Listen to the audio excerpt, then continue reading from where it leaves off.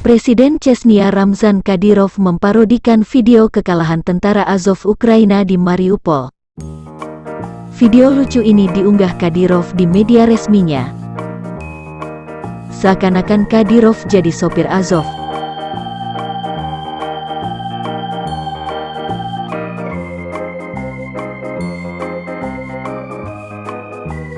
Kira-kira kalau Kadyrov beneran sopirnya, tentara Azov dibawa kemana?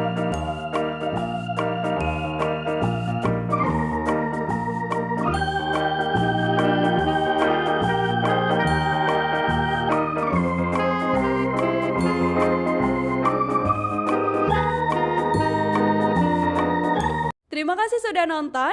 Jangan lupa like, subscribe, dan share ya.